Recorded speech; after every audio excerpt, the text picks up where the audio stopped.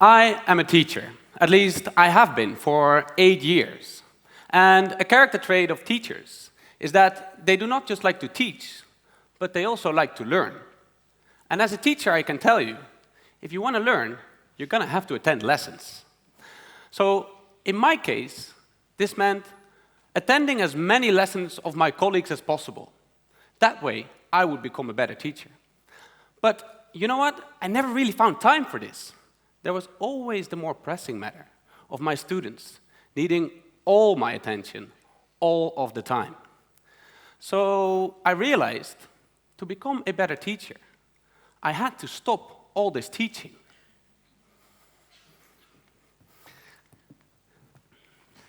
I am a journalist, and just like Erik, I'm intrigued by education. Actually, I think at the moment we are witnessing a miracle, an education historical miracle. Because just 1 century ago, only 20% of the people had ever seen a classroom from the inside. Only 20%. But now, everywhere you go, between 9 in the morning and 3 in the afternoon, there are no kids in the streets anymore. Because now we've reached a stage where 90% of all the children are in a classroom. And that's great.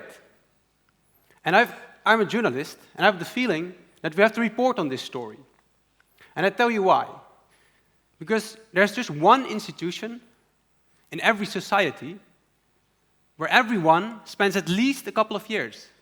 And that institute we call education. So I came up with the road trip of a lifetime. I bought this old Volkswagen camper car. And I could buy it for a relatively good price, since I bought it from my mom. Actually, I should say our mom, because we, of course, we are brothers. And as brothers, we would travel the world. And I would visit my colleagues, and he would do all of his reporting. So, we had a big trip ahead of us. We would travel 50,000 kilometers. We would visit schools in more than 16 countries. And we would literally visit schools everywhere. For example, here in Georgia, a tiny school with just 17 children. And this beautiful school in Armenia. And a school in New Delhi, in one of the poorest neighborhoods in New Delhi in India. And here, a school in the middle of the desert of Oman. Now, especially this last one was tough, because as you know, it gets really hot in desert, right? And he is in charge of the car, as I was in charge of the camera, but he refused to install air conditioning inside our little van.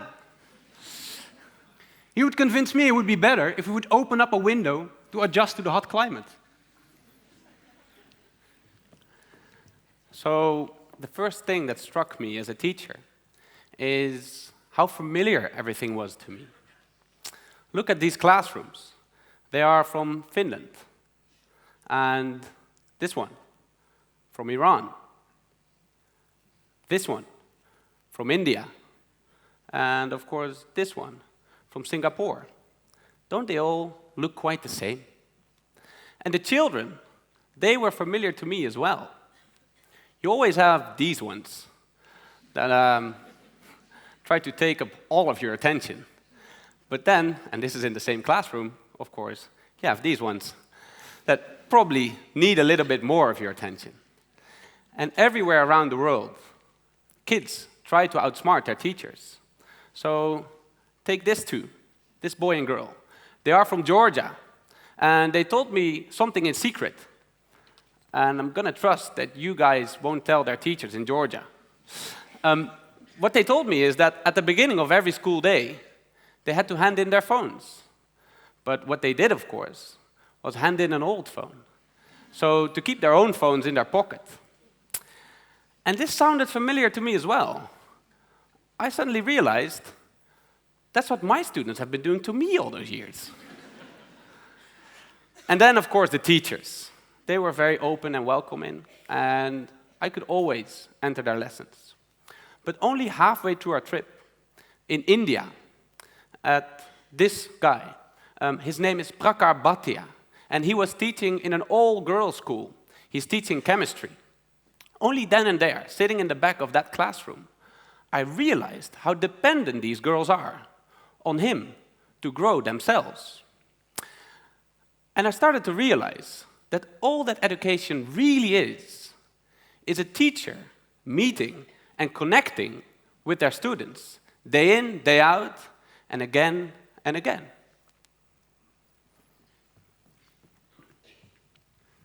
Now, I had a totally different experience. As Erik could easily connect with his peers, I was met with little suspicion, a journalist from the West. Remember the school in Oman we were driving through in the desert, sweating our asses off, but with the open window? This school we really wanted to visit, because we heard it was a school especially built for Bedouin children. Every morning, children would gather from all the corners of the desert to go there, to this building, where there was literally nothing else around but sand, to get free education. Now, Erik managed to make an appointment, but just the night before it got cancelled, and we never found out why. Now, this happened more than once. In Iran, schools will suddenly close down if I asked if I could write down their story. In Turkey, recently, 20,000 teachers got fired after the attempted coup. We spoke with one of them. And what she told us was, teachers are afraid of their government. Even in Singapore, Singapore is known for having the best education results at the moment. Even in Singapore, the teachers did not want to go on record. Now, slowly a pattern occurred. While Erik could easily connect with his teachers, as they are talkative, as I know and you know, as soon as I asked if I could write down their story, they stopped talking. They had to ask for permission from someone higher up, a ministry somewhere, which they, of course, never got, or they were too afraid to talk at all. Now, I know one thing as a journalist, and that is, whenever people stop talking on the record, we have to start working on that story. So, I also noticed people and power looking over the shoulders of my colleagues. Take, for example, Ukraine. Before entering any school in Ukraine, you can see the names of the people that died in the Maidan Revolution of 2014, so that their names will not be forgotten by the students. But in Iran, we also saw martyrs, but they were in the hallway, their pictures were in the hallway, next to student art. And that's from a war, even before the children were born. In Cyprus, the children's notebooks say never forget. And these notebooks are provided by the government. So to help the children remember that there's an enemy up north occupying a part of their land. And in Russia, in the history books provided by the state, Stalin is now reframed as a hero of his time. Everywhere we went, we saw sultans, ministers, governments, presidents trying to reshape the next generation through education, through the teachers. And you know what? I can actually relate to this pressure. Because also in my country, when something is wrong, the answer always seems to be, well, let's fix that through education, right? If there's climate change, well, teachers should raise awareness. Racism occurs, well, teachers must prevent that in class, of course. But people nowadays don't know the national anthem anymore. Let teachers sing it with the children. And, of course, some of these things might be very valuable. I realize that. But it's always the teachers who are professionals that are managed by their governments and by their presidents.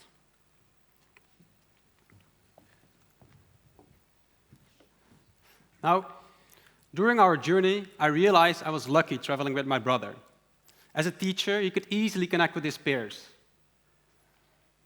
Well, I had a difficult time talking to teachers, but with him, I could win some trust and hear their stories. And I realized that when talking to a teacher, you never get an ordinary conversation. If you talk with a teacher about teaching, you speak with an entire nation. Actually, we soon realized that, let me advise you this, if you ever want to understand the country, first thing you should do is visit the school. Because in the school, you will see the reflection of the entire nation. In the building, you will find clues of the economical state of a country. In the children, you will find ideas for the future. And in the teachers and their curriculum, you will understand what a country actually would like to become. Now, I think that this is the story behind universal education.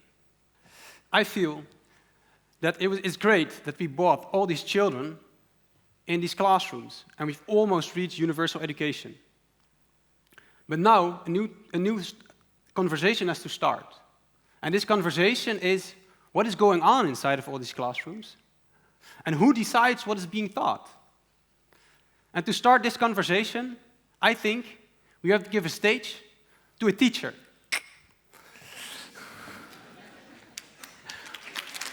Wait for it. So I went on this trip to become a better teacher. And I actually saw many good practices all around the world, everywhere with my colleagues. They knew perfectly well what to teach. Nobody had to tell this to them. They did what was best for their students. They did not need to be managed at all. And you know what? This is not just a message to those ministers and governments, presidents and sultans who are no doubt right now watching this TED Talk, of course. No, it's actually also a message to you, to the students here in the room, who hopefully, some of you will be my future colleagues. And actually to all teachers around the world. I think we should ask for our professional space. No, wait. We should demand our professional space. Teachers in the room. Because you know what? In the end, we are left alone in our classrooms with our pupils. And by that, we have been given a magnificent responsibility. Now, as you don't have to tell a good doctor how to heal its patients, I don't think you have to tell a good teacher how to teach the next generation. We are on the forefront of our nation's ideals.